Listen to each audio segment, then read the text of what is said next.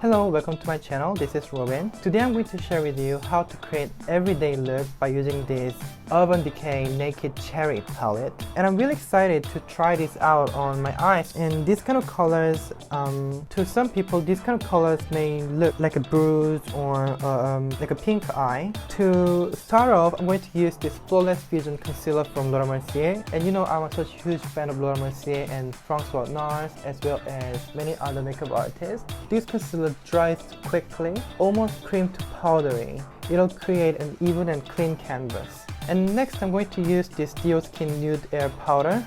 And this powder, however, is a perfect powder. I simply love this powder. So before I put on any eyeshadow, I'm going to put on this powder all over my eyelid to just lightly set this concealer.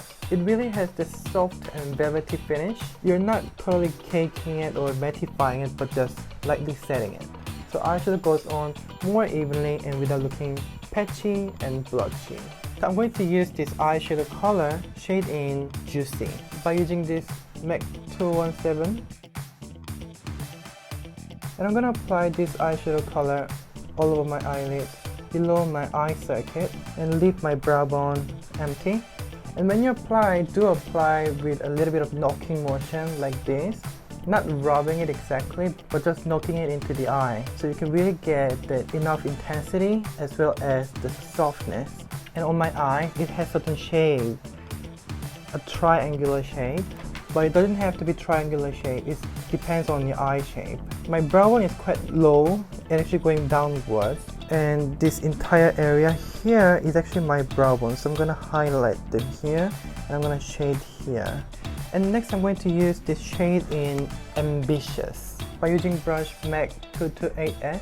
Also knocking onto the eye, and it goes close to your lash line. And open up straight and make sure this eyeshadow color is visible.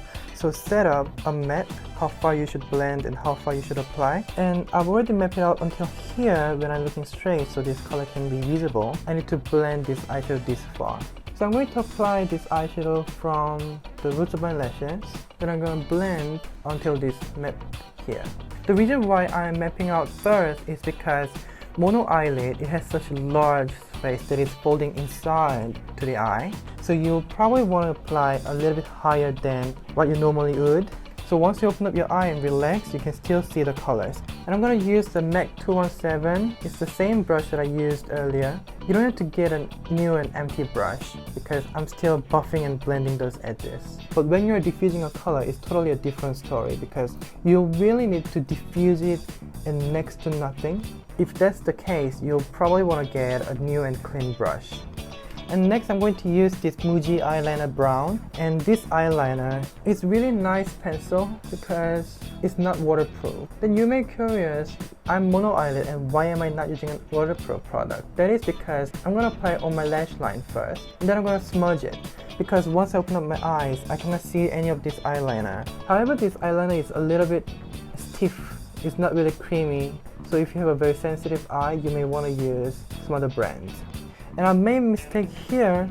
You can always go back to your eyeshadow base or concealer. In this case, I'm going to utilize this Laura Mercier Flawless Fusion Concealer and the cotton bud. Take a concealer on a cotton bud and you can just simply wipe it away.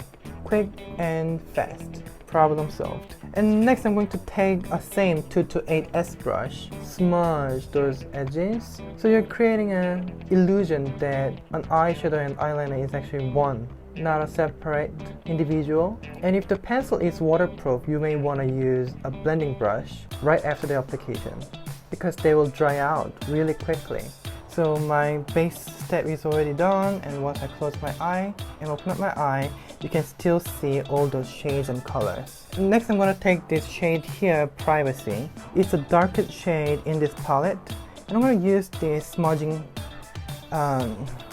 pencil brush side, and I'm going to apply this shade near to my lash line. And this smudging brush side is actually very stiff, so you can really smudge and blend. It's beautiful. And then this is empty brush, I'm just gonna blend and buff those edges to make sure it's seamless. Next I'm going to use this Sukin Hydrating Rose Mist. Just gonna take away any fallouts Next, I'm going to use this Innisfree Tinted Moisturizer shade in 3 medium. As always, I'm going to apply with my fingers.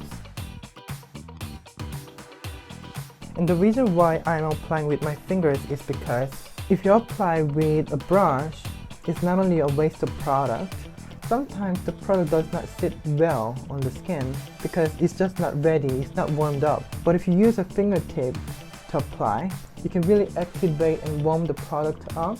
It kind of makes the product more liquidy and blendable. But I know, of course, when you're applying with the fingers, the result might be a little patchy. And next, I'm going to use this Shiseido Diaphyde.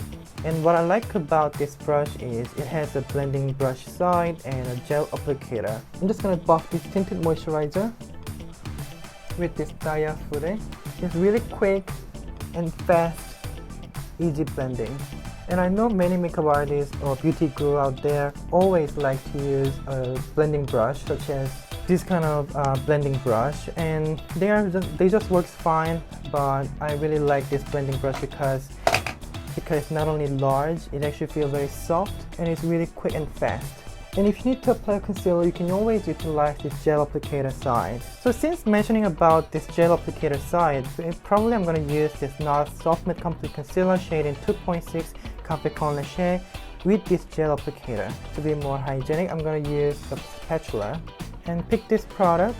You can just literally apply on your face. And to be honest, this applicator does not really blend very well. It said it's a blender, but I'll just be really honest, it's not really blending very well. It's just more of an applicator I feel and blend with a brush side because it just doesn't work for me well.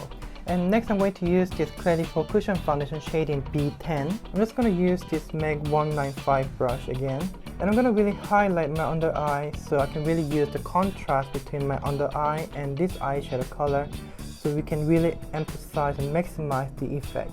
And by using this lighter color on the under eye, it really bounces the light back and face contour looks more lifted and highlighted.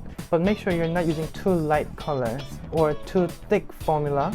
It has to be very light and airy texture. So that is why I choose a cushion foundation.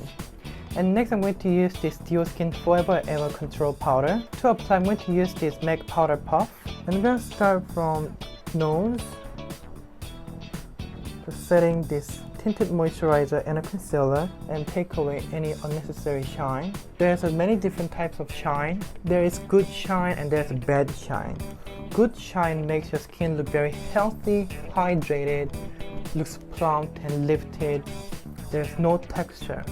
But bad shine is it makes your skin look oily, unclean, untreated, just unpleasant. Those bad shines is usually from your nose, your T-zone, and your smile lines here. And I can see some shines going around the side of my nose. I'm gonna mattify it because they are bad shine. It makes the skin look very oily. And I'm gonna leave some shines on my cheek here because this is good shine. It makes my skin look very well hydrated, looks very smooth. And next, I'm going to use this Makeup Forever 158 dual head brush. Using the blender brush side, I'm going to just blend so you can really polish. And go back to this eyeshadow palette. And next, I'm going to use this shade in Bang Bang, third color from the left, with NARS Kabuki Kudoki brush. I'm going to apply it underneath my eye so it'll add that pink shimmer so it can look more sweet. And then MAC 230 SE brush. I'm gonna go back to this shade in Privacy here. I'm just gonna lightly shade outer corner of my eye. And for blush, I'm gonna use this Can Make PW39. To apply, I'm going to use this Bobbi Brown Sheer Powder brush. So I'm pretty sure this eyeshadow and cheek, they should harmonize together. Maybe not so much.